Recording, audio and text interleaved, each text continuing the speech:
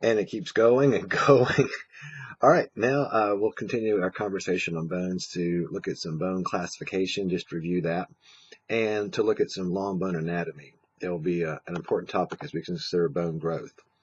So just recall, let me move me here, I'll come over here.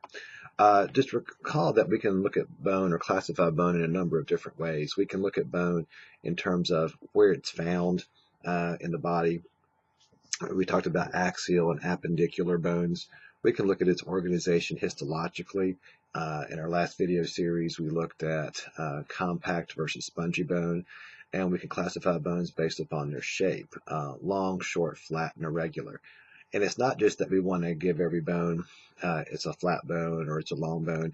It actually tells us about its internal anatomy as well. Long bones have a certain series of tissues and organizations that differs from flat bones or from irregular bones, for example. And we're just going to focus primarily on long bones because it'll help us better understand when we get to a discussion of bone growth.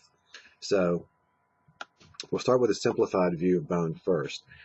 This view gives us the simple regions of bone, and we have a bone that's lying on its side here. But notice how long bones, are going to have an articular cartilage. This is going to be where the bone is going to have some protection against wear from another bone. So articular cartilage, and we describe this as being what kind of cartilage? This is hyaline cartilage. So we find articular cartilage on long bones. You see that we have these terms down here, epiphysis and diaphysis. Epiphysis just refers to the end of a bone, and diaphysis refers to the main shaft of a bone.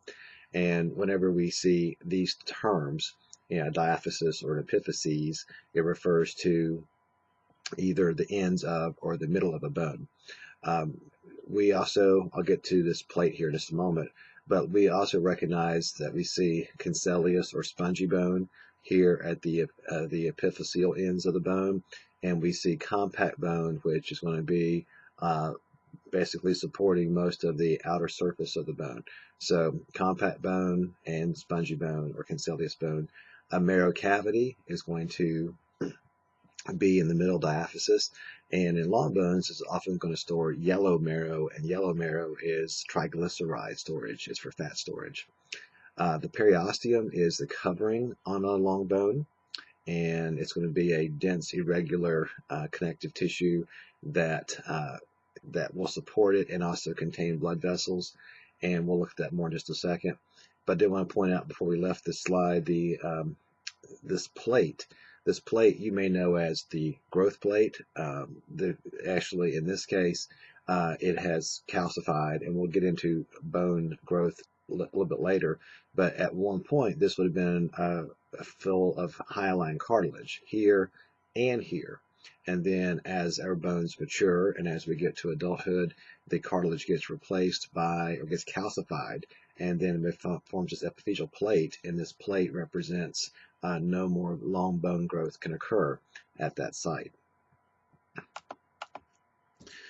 Here's a little better picture, a little more detailed picture of the long bone, and it gives us some detail we need to really understand how a long bone is going to be organized. I'll point out some of the same features just so you can recognize them on both here. We do see in this light blue region, this represents articular cartilage, and we see it down here as well. They've labeled this now the proximal and distal epiphysis. By the way, what bone is this?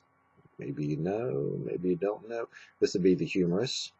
And here we recognize the head of the humerus with its spongy or cancellous bone. We recognize the compact bone forming most of the shaft, and you see it around here as well. It's a thinner layer around the top.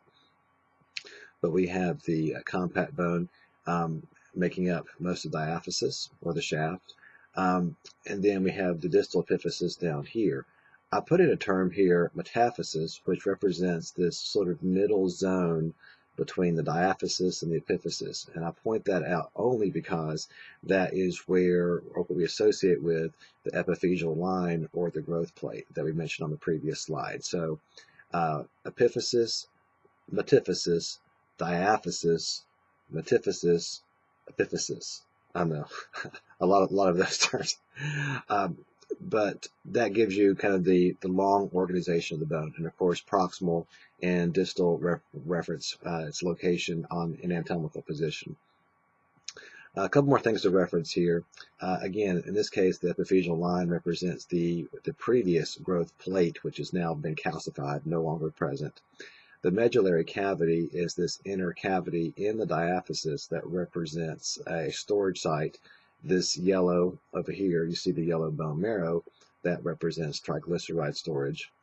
The endosteum is a layer, it's kind of hard to show on this. You can see it a little bit better over here, but it's a membrane lining on the inside of the medullary cavity, and it will contain osteogenic cells, and that will be part of our discussion about bone growth a little bit later.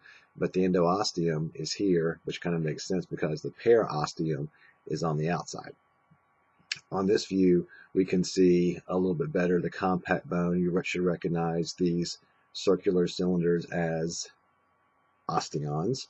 And we have here a periosteal blood vessel coming in, and you're not seeing all of the branches off of that, but of course that's going to branch through Folkman's canals into all of the Haversian canals.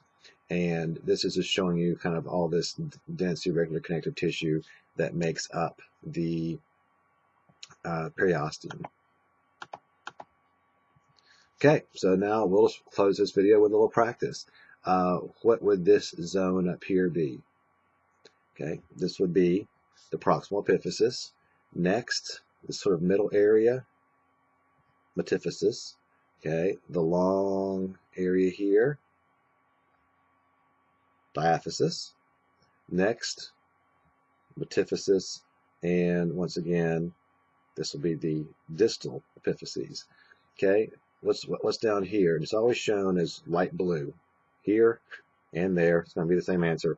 This is going to be articular cartilage. Okay, what does this represent? This is one of those periosteal or nutrient arteries.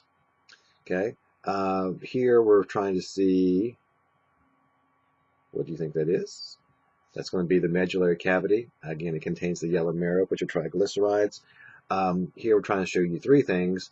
This one layer represents the outer membrane layer of the bone, then this bony tissue, and then this inner lining. So you should recognize the periosteum, compact bone, and endosteum. Okay, here we're looking at what kind of bone is up here. This is cancellous or spongy bone, and then once again we have articular cartilage. That's it for this video. Just want to make sure you're clear on long bone anatomy and you recognize bone classification. That will do it for here.